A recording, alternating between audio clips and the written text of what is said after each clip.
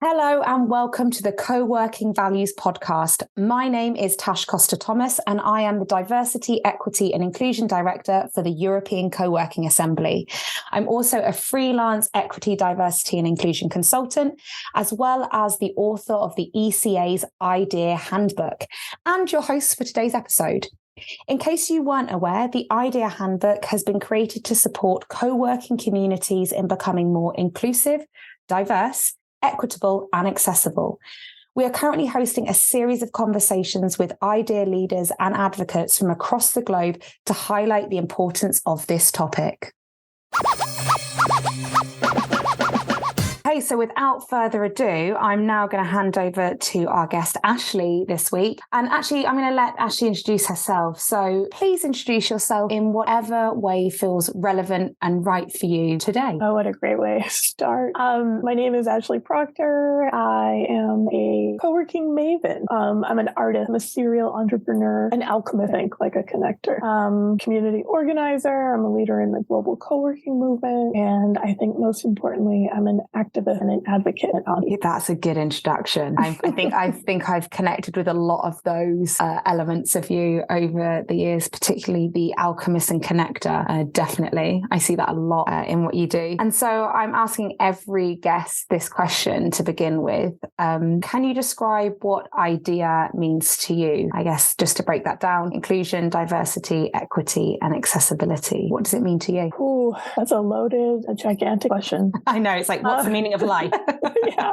No, I mean, it feels like that. It really does, in the sense of IDEA. I mean, it's essential element. It's like the foundation for all operations here on Earth. It doesn't make sense to me other than for it to be seen as like a blueprint for humanity. Mm-hmm. You know, like we unfortunately, we have to teach it. You know, we're teaching corporate leaders and political leaders and you know, our neighbors and our family members about inclusion and diversity and equity and accessibility. But really, I think it should be the foundation for everything we do. And it seems like a very, you know, obvious place to start, with everyone feeling like they matter, with everyone having, you know, the same access, the same rights, the same opportunity. And we're so far from that. It really, you know, this is a really intense wave I'm going through now, thinking about this as a whole. I think this in such a big picture way. All of these smaller elements around, you know, the initiatives we take to improve. It makes sense that this is an ongoing effort, you know,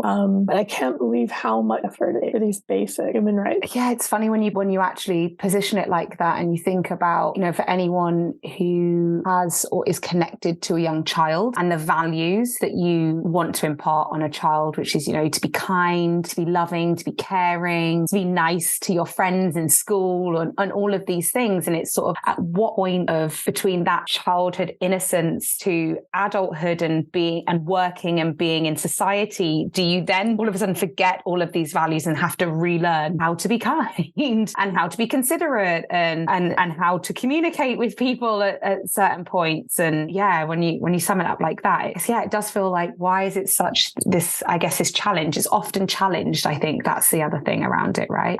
As you sometimes see this like pushback or resistance to IDEA as a topic, or even as a goal as a whole, which I find really fascinating.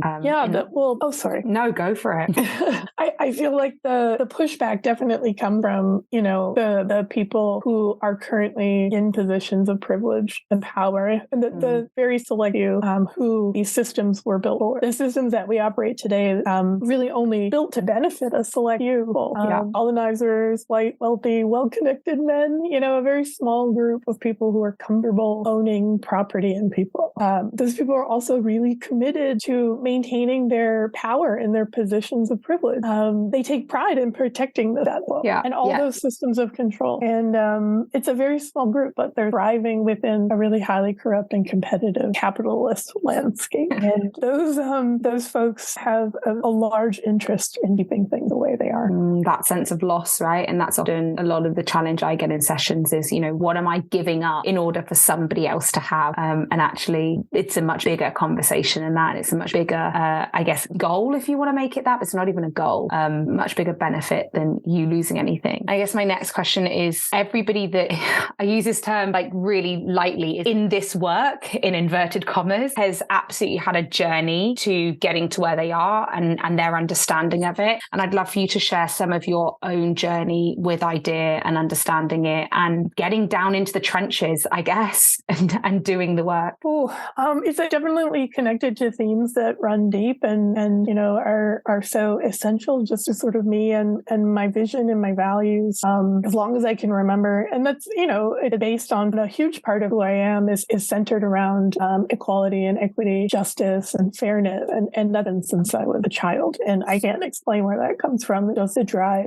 for almost everything I do. And I also think that I had a really incredible example from my parents growing up in terms of their community service and community leadership. It wasn't particularly political or controversial or being an activist or progressive in any sense, but it really did show, a deep-rooted caring for the community and the children in the community and the neighbors in our community and treating everyone equally and ensuring that everyone had what they needed to survive and thrive. And I think that was a really incredible example growing up without knowing it at the time. And then I can see sort of as I'm growing, I'm just thinking back, transitioning through my punk rock years as a teenager and really feeling connected to the anger and the disillusionment and the frustration with our systems and the way things were being managed. I am the man, but really, why is this system built this way? Why does it have to be this way? Why did we decide to create such an unfair and unjust way of being? Why do we even carry that forward when we know better now? So these questions are really boiling and brewing through those angry years. And that, of course, turned into direct action and activism and advocacy in my college years. And I feel like just as a natural problem solver or organizer, as an entrepreneur at heart, I'm always looking to provide a solution and a way forward, or organize a container or manage a space or hold base or solutions that are community led. And so all through college, I did union organizing and direct action with students for the issues that matter to the student body. And luckily, moving to a big city and being in a really diverse population exposed me to hundreds and thousands of different perspectives, cultures, religions, all these backgrounds. And it was so refreshing. It was so inspiring. And I'm just like a knowledge seeker. I'm constantly looking for knowledge. I always want to be learning and growing, and to be surrounded by people who are different than me and had different experiences. And, I really recognized quickly the strength in diversity and the diversity of thought and experience and idea and what these folks brought to the table. It's as if we have been intentionally excluding knowledge and progress and all. It's absolutely ridiculous. And so it was so refreshing to be in community there and be in community with other organizers and people fighting for justice in the streets and also, at City Hall and becoming more engaged in terms of policy change and becoming entrepreneurs and treating their employees differently, people directly taking action. That really inspired me. And, of course, I also have my own experiences with domestic violence and discrimination and police brutality and trauma and loss and disability and poverty and hunger and homelessness. And, these are not badges. I'm not proclaiming them to be that way, but they're experiences that really give you a taste of what it's like, what the impacts are of these systems. And I'm a straight white English woman living in Canada. I have universal healthcare and a family doctor and social services and food banks to rely upon and an amazing emotional and support system behind me. And those experiences were still absolutely terrible, and the solutions were mostly inaccessible to me. So if that's what my experience was, I'm thinking very clearly about what other people would have to go through in any of those situations, layering upon other identities. And it's not acceptable to me that people have to work so hard just to survive. Yeah. It doesn't make sense to me that people are not treated equally. It really just, I work really, there's like an innate frustration in it. In my bones. I can't help it. This is a part of this work, I think. My biggest entrepreneurial success might just be a screaming booth for activists and organizers. You just go in and let it go. And just rebrand a phone booth from co-working to the screaming booth for advocates and organizers. And I'd use that booth. Idea. I'd use that booth. Me too, all the time. It's so interesting to hear. Like, I think sometimes we don't necessarily connect connect all of the dots in terms of when we speak about that journey. We often generally connect it to, I personally have felt some form of injustice based on an identity that I hold, or those close to me, and I've witnessed something, in my immediate, and that's almost been my call to action. But that often doesn't acknowledge all of that foundational work that was happening from a really early age in terms of the values, the behaviors that were being role modeled to you at that young age. And then that slowly blossoms into what it looked like today, in that feeling of like, I cannot say, I can't leave this alone. I'm witnessing this, and it's not okay just to walk away. I can't just be a bystander. I have to take action in whatever form that comes in. And it's just really fascinating to think of. I don't think we often give ourselves credit for that long journey, but also those influences around us. There's a lot, I guess, mirrored in my own experience and what you've just shared there, in terms of equally the values that were taught to me when I was younger probably explains as to why, I'm in this space now. And ironically, I found out recently that my mum was the diversity lead at the hospital back in like the 90s when I was tiny. And like the first, it was just diversity then. There wasn't an inclusion, equity and accessibility. We hadn't got that far. Right.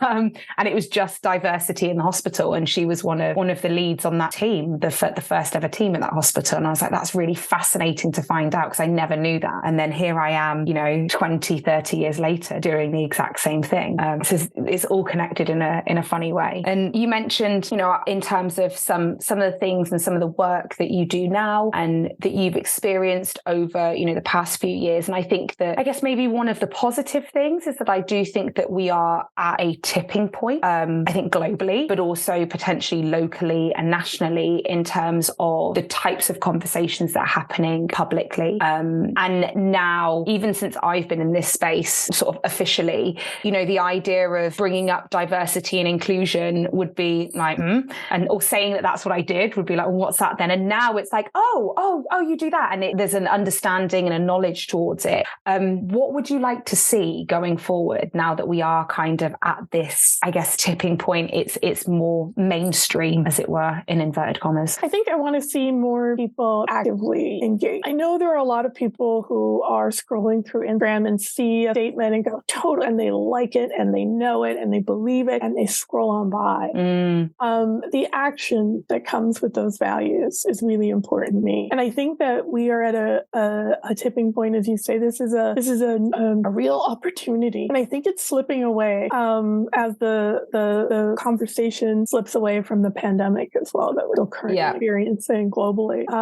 I think that this is an opportunity to disrupt the status quo and to rebuild differently. And I think that we're on this threshold between the old and the new, and we actually have to choose to actively build the future that we want. We have to choose to hold the space for the conversations. We have to choose to create a brave and a safe space to talk about these things and to work collaboratively with our neighbors. We have to step up and take on roles at City Hall and leadership roles in our own organization. Stepping up might look like stepping aside and making room for new leadership, for mentorship opportunities, for reverse mentorship, and really listening, and engaging the youth.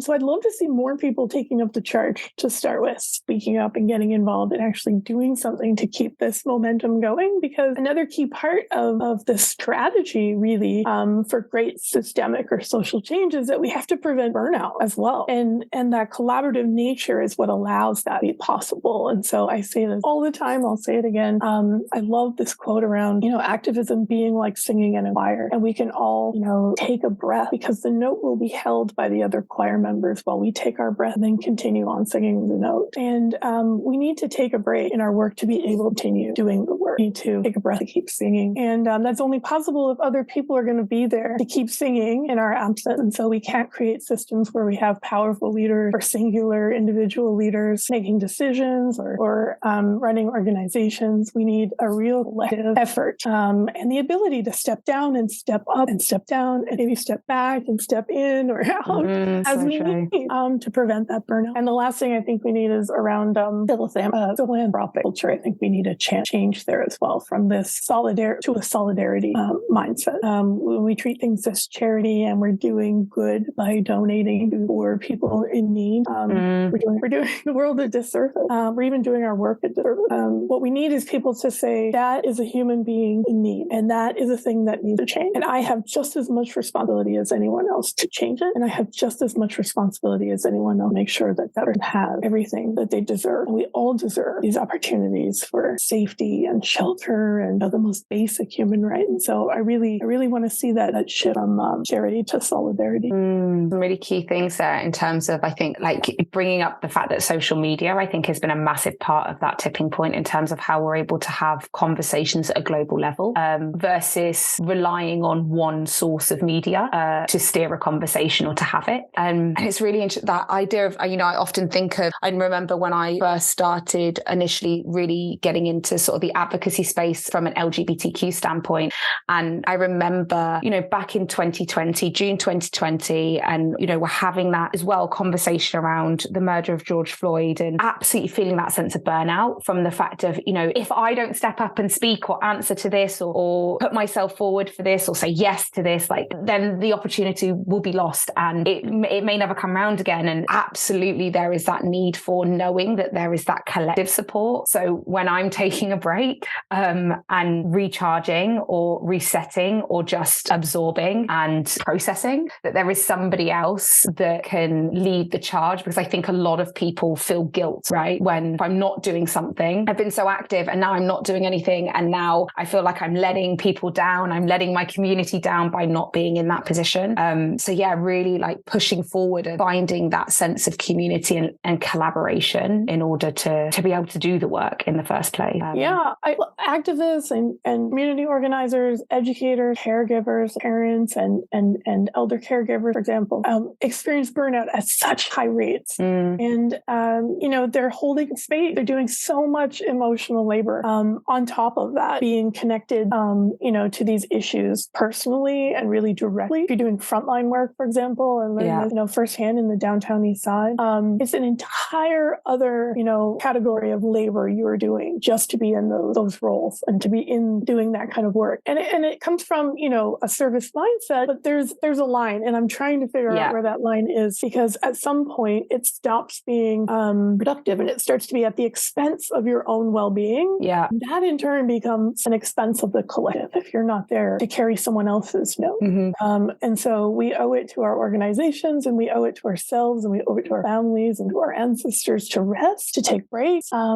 This self-care is really essential for the collective good. We all need to be able to do that. And we, every time I feel this guilt or self-doubt around resting and stopping, I have to remember that was a created feeling. That feeling is intentional. Someone wants me to feel that way, so I'll get back to work. And that's not what we need to create healthy, collective, collaborative movements and a better future for everyone. I think it's really important to put people's health and well-being first, and that includes our own. Yeah, it's so funny when I deliver sessions and I have some, maybe I'll have someone come into that space who I can feel resistance. Some of that resistance is just new. I don't really understand it. I'm not really sure why I need to be here.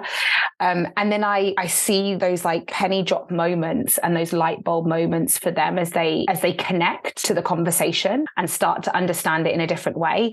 And part of me is like, yes, that's one, like that's a little bit less of my energy that I have to give, knowing that that person's going to leave this space and have like a little mini ripple effect in their community, right? That's like that one times five kind of feeling.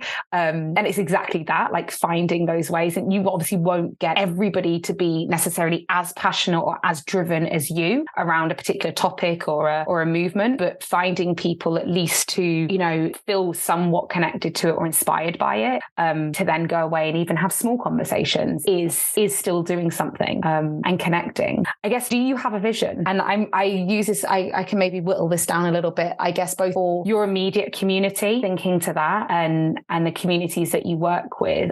Do you have a specific vision, the coming future of what you'd want it to be or look like, or your work to look like? Yeah, that's an interesting one. I actually spent the last month reconsidering, my vision and values. I try to use January every year as an opportunity to realign myself with, to realign my work and myself with my personal and professional values. And so I've been thinking a lot about what we're trying to do. And so I think probably the best summary right now would be, a just recovery or a collective path forward. I really feel this has to be a collaborative effort. So even though there's a lot of work to do, like a lot of work to do, we know this, right? We know this, right? But the solution, the actual solution, very, very simple. And it's just a collective agreement between human beings. We just have to agree to the base that we all deserve clean air, fresh water. We all have to protect and care for the land. We could just agree, we have to protect and care for the wildlife. And we all have a right to healthy food and shelter and safety and medicine and education and equal rights.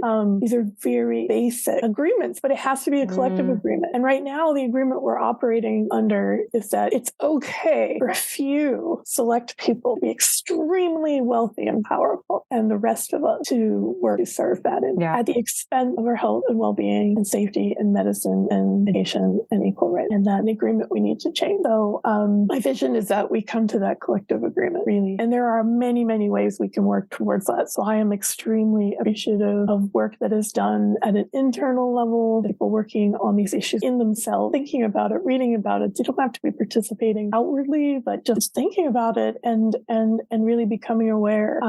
There are efforts you can take within your own organization, within your own families and friend groups, changing. There are changes we can make at a policy level, working through politics and the government relation. There are things we can do at the philanthropic level where we have connections to funders. There's things we can do in the nonprofit level. There are things we can do in entrepreneurial spaces like social enterprises and co-working communities. There are so many ways that we can contribute towards getting to this collective agreement and putting the systems in place to sustain that instead of the model that we currently have. And so I'm really grateful for every little piece that people do in service of that work. And in terms, it's such a beautiful vision. It's one that I completely align with. In terms of, and it's like you boil it down, and it's when we put it in that simplest form, right? This is the vision that everybody has those really basic human rights. Like, why haven't we all collectively agreed to that? What is the challenge there? And I guess obviously understanding, from what you were saying earlier, there are a small core demographic of people who hold on to a lot of both the decision making, but also the financial power, the commercial power, everything else behind those decisions. But I guess what pieces do you think are missing from that vision becoming true at more of like a grassroots level? What would you say are maybe, the everyday person in terms of reaching that? Because I also believe that whilst we have that vision as a global thing, and I think often we focus on trying to shift the mindset of that number one person sitting at the top of the pyramid. And actually, it's really around the mindset of that much broader demographic of people at the bottom of the pyramid. What is it, do you think, that are the missing pieces in order for that? I think a lot of people forget how powerful that they are as an individual. And then I think also a lot of people underestimate how powerful we are as a collective of individuals working towards a goal. And so people really just need to trust that when they take an action, there will be a ripple effect. And also be courageous. I think people need to be more courageous in the sense of there are real consequences for putting some of these changes in place for some people who hold power and privilege. And there are real consequences for speaking up for the right thing in a room full of people who disagree. There are real consequences to your work, your career, to your income, your housing, to your stability, to your reputation. There are a lot of people who will push back. And in some cases, it's not safe yet to speak up. And so we can't expect people who are being discriminated against and oppressed and persecuted and marginalized to be the ones to carry this load. As people who are privileged in some sense, whether that just be that we live in a country that is currently stable, we have shelter, we have food, maybe that's currently our state, we have an opportunity as well. With that stability, we have an opportunity to become a contributor in a positive way towards solving an issue. And I think we really need to focus on our own commitments and accountability, that if we can commit to taking a bit of time each month reflecting on this, I think it would expand into taking some time each month to do more work or to make a decision that's aligned with those values, or to help out in some way, or to have a conversation with someone that affects a change. But also just the remembrance that small actions ripple out. If you stop tolerating certain jokes in your friend group, if you don't allow a conversation to continue at the dinner table that is coming from your racist uncle, if you stand up on social media and say that's not acceptable, or maybe even messaging someone privately and saying, I'm here standing with you. I know this is not fair, and I'm here with you publicly, privately. There are ways, small ways, that have a big ripple effect. We really need to believe in that. And we need to hold ourselves accountable as well. We can't say we're going to do things things, that we wish things would change, that we want things to change, and then back that up with nothing. And we have to back that up with action. We have to back that up with money. We have to back that up with time and energy and commitment. And that's not just lip service from organization or tokenizing speakers at conferences and events. It's real representation. It's real involvement. It's really thinking about how we elevate leadership, real, incredibly talented, diverse leadership. And I also, I think a big piece that's missing from this vision, missing from the reality right now for this vision to happen is having a real focus on Indigenous rights and stewardship of the land. Yeah. A lot of the issues that we're experiencing, are directly related to colonization, are directly related to removing Indigenous people from the land and displacing people and ignoring established and proven techniques for stewarding the land and the wildlife and caring for the gifts and natural resources that we have on planet Earth.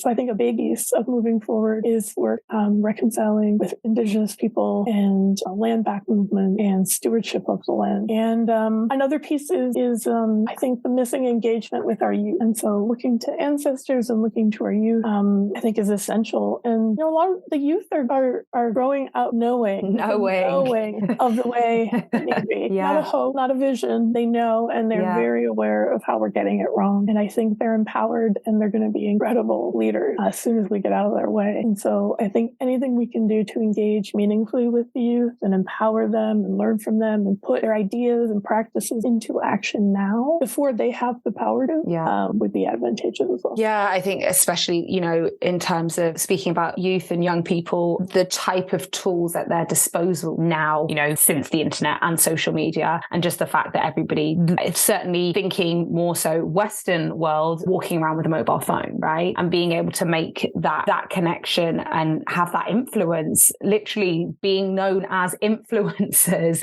But let's use that in the most powerful and productive way possible, rather than just, I get lots of free stuff for taking pictures of myself. But yeah, there's so much to it. But I think that, what you're saying there around that sense of action, like it always comes down to action. And there's so many people who, you can sit around and, oh, wow, you really had to go through that. Oh my gosh, I can't believe this is happening. That's awful. Full stop. Continue with the rest of my day. And actually, where does that go? What is the thing that sparks you to then do something, whatever that doing is, maybe it is. And I also think action can be that you just take the time to learn and to understand more. It doesn't necessarily have to be that action is you start protesting or you're writing hundreds of letters to MPs. It can be, let me actually really understand this challenge or whatever this injustice is, so that I can really advocate for it in the spaces that I operate in, as a huge part of that. Now, I know that you are the queen of resources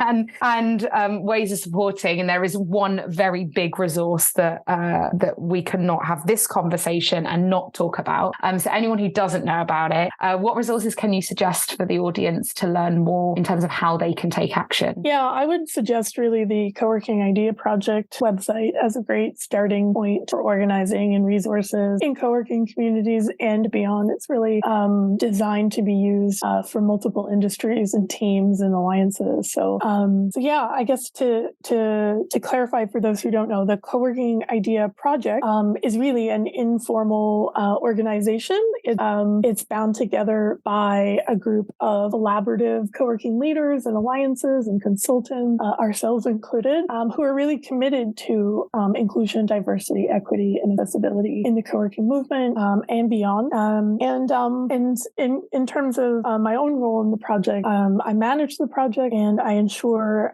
that it happens, and I do fundraising and sponsorship behind the scenes and some of the challenge production and co-hosting. But to be very clear, I am not an IDEA expert by any means. That's just not my experience. But what I am is really committed to the cause. And so that's one of the ways that I take action in the world. And what we do, though, through the project is each month we bring in a facilitator or a co-host to issue a challenge to the coworking world and to other organizations to really, think about a specific topic and think about different questions, do audit them in your own organization and in your own space, and think about ways to improve. And there may be some resources or templates or guides to use, but really it's a starting point to launch a deeper conversation so that these issues are front of mind as we move through the year. And that way we're always reminded to be doing the smaller incremental work. None of us can wake up tomorrow and overhaul our entire organizations, or we can't create an unracist system tomorrow. That's not going to happen. It takes time, and it takes small movements by everyone to get there. And so this is what the project's really designed to do. But because of that format, we get to actually share the knowledge of experts in DEI work, and we have special guests come in each month to share their knowledge and expertise, and then they also share their networks of resources and links to really well-designed supports for those challenges. So I'd suggest everyone go to coworkingidea.org and check that out. The past challenges stay up for a while as well, so you can go back and take a look at some of the other challenge topics. We always link out to the IDEA professionals as well too, because we want you to follow up with them directly if you're looking for experts to come in and work directly with your organization, or if you want someone to come and talk to your group. That's what they're there for. We're trying to bring their knowledge and them as experts and facilitators out to a larger audience, in the hopes that you'll all learn from them and take advantage of those opportunities to connect and to meet and work together. It's such a cool project. I've had the honor of being involved in it at multiple occasions and leading on challenges. And it's funny, I had a small organization reach out to me recently. They're actually based in the Netherlands. They're a team of sort of 30 people, and they were at the point of, we understand the need to have these conversations in our company, and we're trying to put together a D&I strategy, and this is completely new to us, and we have limited budget right now, but we want to be able to start this conversation, and are there any resources? And I was like, go to this website, IDEA Project. Don't be put off by the fact that it talks about co-working, because it's relevant for you, and there's monthly challenges, and I would suggest that this is a great starting point for you as an organization to trial some of these challenges within your team. And they were like, wow, this is super helpful. This is exactly what we were looking at, and it feels like it's possible for us to do. It doesn't feel overwhelming or daunting, but it feels like a way for us to get other people involved and understand sort of the buy-in and where people are at in terms of their own understanding of this conversation. So yeah, as we were saying, it doesn't have to necessarily be that you own a co-working space. You can just simply work for a company and say, I've seen this, and I think it'd be really valuable for us to do as an organization, because like you said, you are getting connected to experts in specific fields, whether that's around disability, neurodiversity, menopause, anti-racism, like all of these different key topics. You get to speak to people who know what they're talking about and have that experience. It's a real entry level conversation starter, but then it gives you options to dive deeper. And I think that's what's nice about it being customizable. So, if that's the first time your organization is thinking on these topics, it's a great way to start. And if you're more experienced, or perhaps, you've been through trainings and you're really looking to extend it, it's a great reminder that these conversations need to be had over and over again. Just like managing a community, the work is never really done. You're always, looking at ways that you can improve, and things change over time as well. The more we unlearn and learn on standard best practices, improve. And by collaborating internationally, we're also accelerating. I'd suggest there are some places around the world that are having very specific conversations around race and gender equity. And when we share the conversations internationally, when we share what we're learning and how we're managing, we accelerate, and we can take that knowledge back in our own region and put things into place. And so we're always updating our code of conduct. We're always, changing language to be more inclusive. We're always learning more. And so we're always doing better. And that's what I really love about the project, because you just take it as you will. And I know you're right about it working for other non-co-working initiatives, because I run an organization, and when a challenge comes out, I put on one hat and I take challenge, I take it off, I put on another hat, I take the challenge. And it really can be applied, to a nonprofit organization, to a small volunteer team, to a co-working space, to a multi-location company. It really just is about the intention and taking the initiative and time to think about it. And actually, you highlight something really key there, is that it's not location specific. I think a lot of the conversations are happening where it's like, we're talking about racism in the context of the US, which is very different to the context of the UK, which is very different to the context of Eastern Europe, right? And actually, it's a conversation. The conversations are happening at a global level just by way of the people involved in it, but also the audiences that are coming and being part of the conversation around each challenge means that you get to understand understand it at a much broader scale than you normally would, I think, when we have these discussions. Yeah. And I also think that the beauty of the project is, again, the collaborative nature of it is we sort of launch the challenge in the format that we do on YouTube because it can be captioned in multiple languages, in the blog post because it can easily be translated online, and then also because that gives our alliances around the world something to start with, work with, to then translate and adapt and share out in their own regions as well. So oftentimes we'll see the challenges translated in German, and the German Coworking Federation shares them out, and there may be a different discussion in their time zone, in their language that makes more sense regionally, or it might be more relevant to an incident or something that just happened locally than the global conversation. But there's opportunities for both, and so that's what also feels really good about the structure of the collaboration between partners in the IDEA project. Oh, I feel lighter from this conversation. I know it doesn't it feels like just having a conversation with somebody who, we understand there's challenges, but is still holding true and fast to the vision and prepared and ready to be in the trenches and do the work. Always feels like I step away lighter after speaking with you, Ashley. Thank you so much for today. The IDEA project is also featured at the end of the handbook as part of our resources.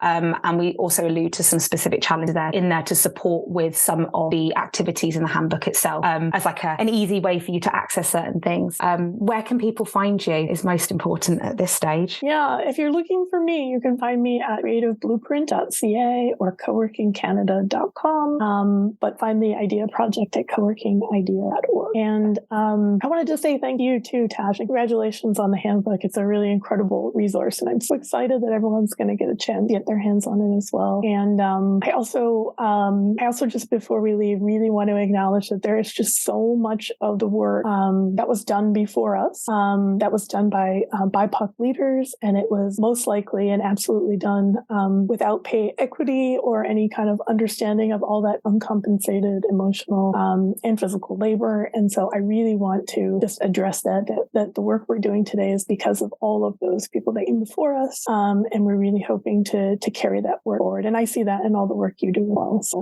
thank you for all you do and for having me here today. Thank you so much. So there you have it, everyone. The amazing Ashley Proctor. Thank you. Thank you. Thank you so much for joining me for today's episode, and a massive thank you to Ashley for joining me as well, and also for getting up so early to be on this call. Thank you for sharing your wisdom, knowledge and vision with us all today. Please make sure you check out the notes so you can get connected to the IDEA project and hopefully start some challenges in your place of work and your community.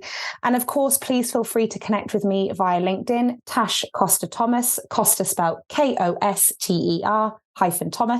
Until next time, have a wonderful day.